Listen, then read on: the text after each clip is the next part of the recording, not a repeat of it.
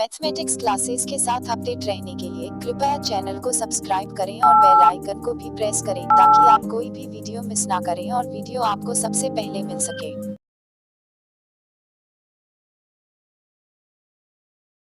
Welcome students, आज की इस वीडियो में हम एक्सरसाइज 1.3 का क्वेश्चन नंबर 6 से स्टार्ट करेंगे। क्वेश्चन नंबर 1 to 5 की वीडियो हम पहले बना चुके हैं, आप उसे देखें। अब देखिए question number 6। So that f from -1 1 to r given by fx equal to x divided by x plus 2 is 1 1. Find the inverse of the function f from -1 1 to range of function. सबसे पहले आपको इस function को given function F X equal to X divided by X plus 2 को 1 1 prove करना है। तो 1 1 के लिए क्या था, स्टेप्स आपको भूलने नहीं है। अज्यूम करते हैं let x1 x2 belong to domain set से, domain set -1 to 1 such that fx1 equal to fx2। Okay, now function की वैल्यू x1 पर x1 upon x1 plus 2 equal to x2 upon x2 plus 2। यहां से इसको solve करते हैं और check करेंगे क्या x1 और x2 इक्वल हैं या नहीं है। तो सॉल्व करते हैं, तो x1 x2 plus 2x1 equal to x1 x2 plus 2x2। x1 x2 x1 x2 ये तो कैंसिल हो गया, आपके पास बचा 2x1 इक्वल टू 2x2, 2 से 2 cancel, x1 equal to x2। जब fx1 इक्वल टू fx1 2 है तो उसके लिए x1 इक्वल टू x2 आ गया। It means this implies fx is 1 1। fx 1 1 हो गया। अब आपको इसका इन्वर्स निकालना है, लेकिन जैसा कि डेफिनेशन कहती है कि किसी फंक्शन का इन्वर्स तभी फाइंड आउट किया जा सकता है जब फंक्शन 1 1 और ऑन टू हो। तो इस फंक्शन को हमें ऑन टू भी प्रूव करना है। Now function f from -1 1 to range of f। अब इस फंक्शन को आपने क्या करना है, ऑन टू प्रूव करना है। इस फंक्शन का आपने इनवर्स फाइंड आउट करना है। तो ये 1 1 तो हो गया, अब इसको क्या प्रूव करेंगे कि ये ऑन टू भी है, लेकिन onto -1 1 2 range of the function के लिए प्रूव करेंगे। अब ये इसका डोमेन है और रेंज और को डोमेन सेम है। यार लिख सकते हो आप, here range f equal to codomain f। जब रेंज और कोडोमेन एक जैसी हैं, दोनों इक्वल हैं, तो फंक्शन क्या होता है, onto. So function -1 1 2 range of f is onto. अब एक फंक्शन 1 1 है और एक फंक्शन, और वो ऑन टू भी है, इट मीन्स इनवर्स एग्जिस्ट करेगा। सो इनवर्स ऑफ f एग्जिस्ट, तो इसका मतलब f का इनवर्स एग्जिस्ट करता है। ठीक है, तो इनवर्स एग्जिस्ट करता है, तो उसके बाद के स्टेप्स क्या होते हैं, इनवर्स फाइंड आउट कैसे करेंगे। कि सबसे पहले fx को y अज्यूम करेंगे। Now y equal to x by x plus 2, और ये क्या है, fx है।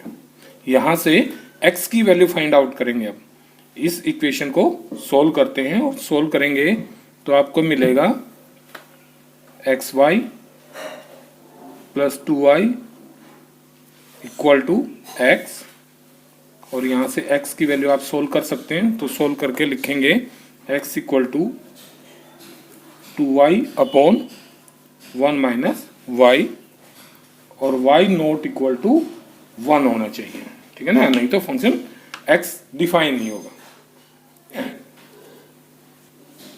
Now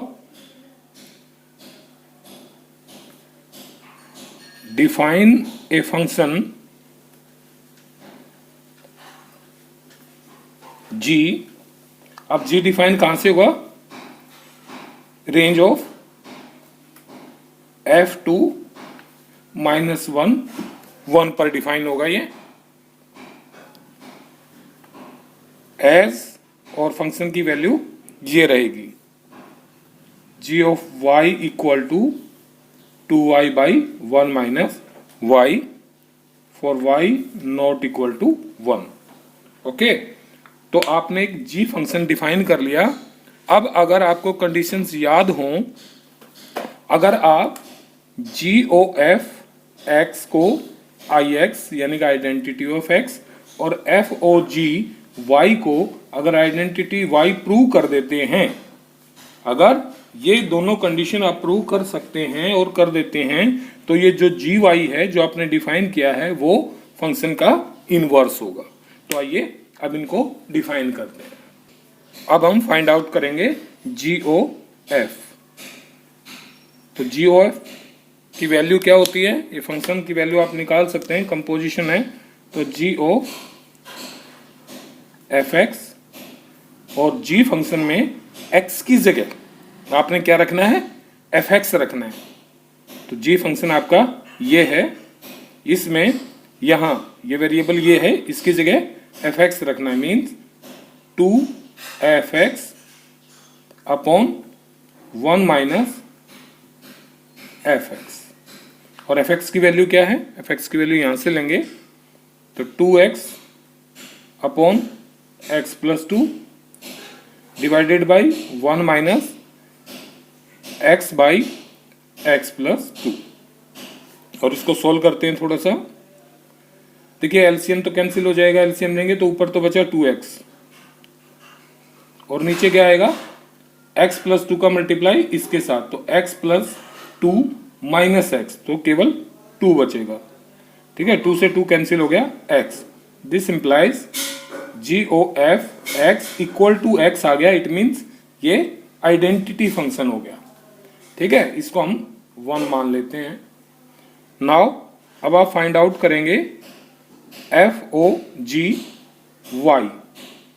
it means f of GY, और GY की वैल्यू फंक्शन x में रखेंगे, यानी कि फंक्शन x में x को रिप्लेस कर देंगे GY से, यानी कि GY अपॉन GY प्लस 2, और GY की वैल्यू क्या है?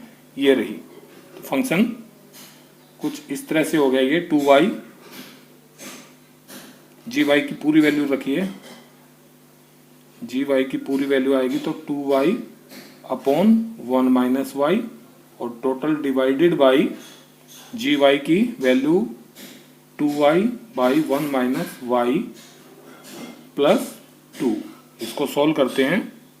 सॉल्व करने पर एलसीएम तो ये भी यहाँ भी कैंसिल होगा, तो 2y अपॉन इसकी मल्टीप्लाई इसके साथ 2 माइनस 2y कट गया तो 2 बचा, इक्वल टू y।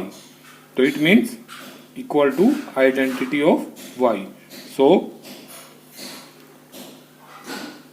तो 1 आइडेंटिटी फंक्शन प्रूव कर चुके आप GOF को, और FOG को y आइडेंटिटी ऑन y आ गया।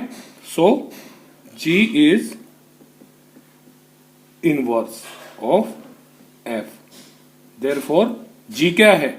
G फंक्शन ये है, ये क्या होगा? इनवर्स होगा। Therefore 2y upon 1 minus y is inverse. Okay, यही फंक्शन इनवर्स होगा। इन 7th question, consider f from real to real given by fx equal to 4x plus 3 so that f is invertible, find inverse of f। इसमें सबसे पहले तो हमें function को invertible prove करना है। इन्वर्टेबल मीन्स इसको 1 1 और ऑन टू प्रूव करना है। So we have function f r to r and given by fx equal to 4x plus 3। ये फंक्शन है, इसको 1 1 प्रूव करते हैं। फॉर 1 1 क्या करते हैं, let x1 x2 belong to R such that f of x1 equal to f of x2। ठीक है, तो fx1 की वैल्यू 1 पर x1 की वैल्यू होगी 4x1 plus 3 equal to x2 पर वैल्यू आएगी फंक्शन की 4x2 प्लस 3, 3 से 3 cancel, 4x1 equal to 4x2, x1 equal to x2।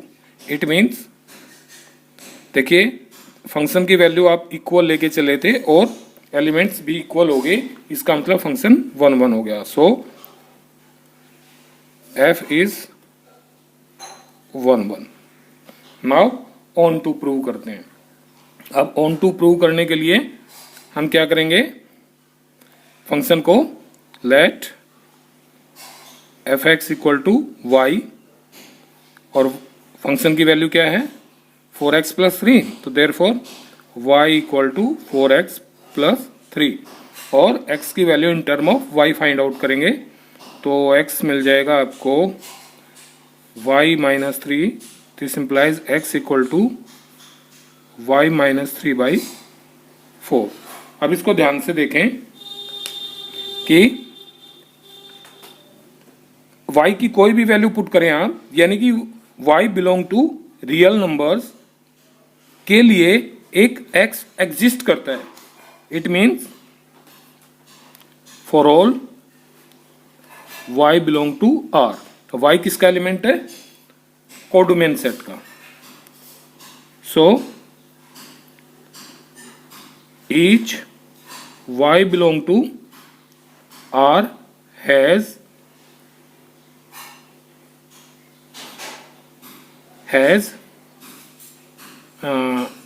one pre-image in R, so f is on to। इसका मतलब समझे ना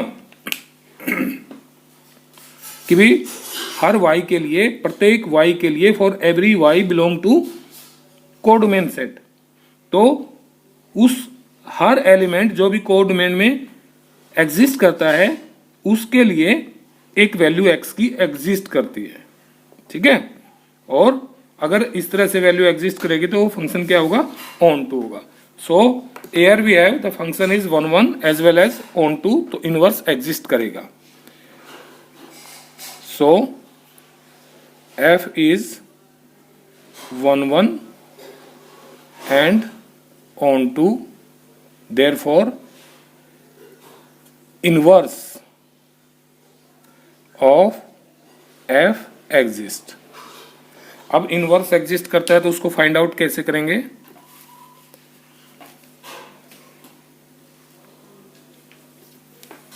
एक फंक्शन डिफाइन करते हैं, है ना, एक फंक्शन डिफाइन करेंगे g।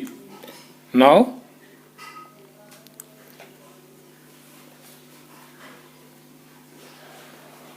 Define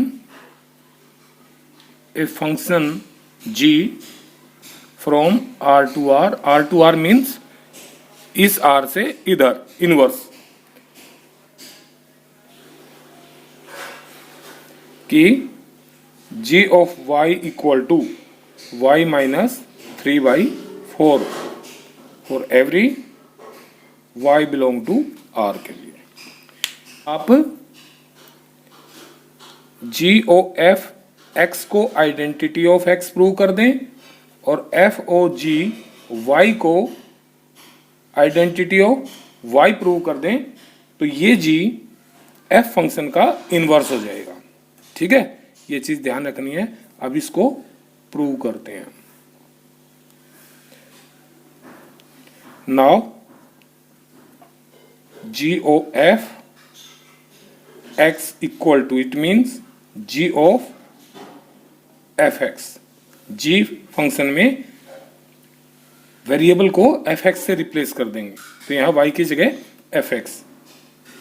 fx minus 3/4। अब fx की वैल्यू क्या है? fx की वैल्यू है हमारे पास 4x प्लस 3, तो 4x plus 3 minus 3 upon 4 equal to 4x/4 equal to x।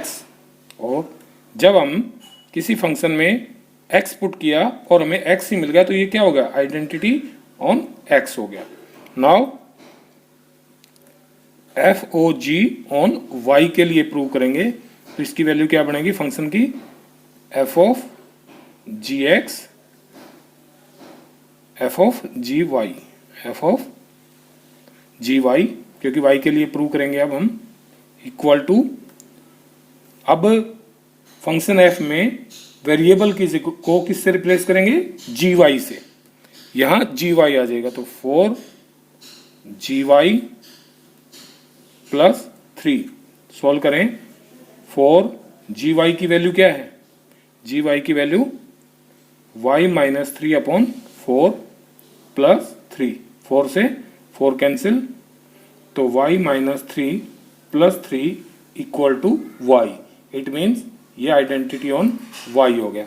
So here G O F x equal to I X and FOG y equal to identity of y. So G is the inverse of F and therefore F inverse equal to क्या? y minus 3/4 और f inverse x in term of x लिख दीजिए तो x minus 3/4 आपका inverse of the function होगा। Okay, अब यहां एक बात आप ध्यान दे सकते हैं कि जो g फंक्शन है वो f फंक्शन का इनवर्स होगा अगर आइडेंटिटी x एग्जिस्ट करे जी ओ एफ के लिए और एफ ओ जी के लिए आइडेंटिटी y एग्जिस्ट करे। तो जो g फंक्शन है यही इनवर्स है। g फंक्शन क्या है? y माइनस 3/4, तो ये क्या है? इनवर्स है। तो इसको आप y की टर्म में लिखें या x की टर्म में लिखें, कोई डिफरेंस नहीं है। ठीक है, तो आप सीधा लिख सकते हैं therefore inverse of f is y minus 3/4, या f इनवर्स x की फॉर्म में लिखोगे तो y x से रिप्लेस हो जाएगा। ओके, अगर आपको यह वीडियो पसंद आई है तो चैनल को लाइक करें, शेयर करें और सब्सक्राइब करें।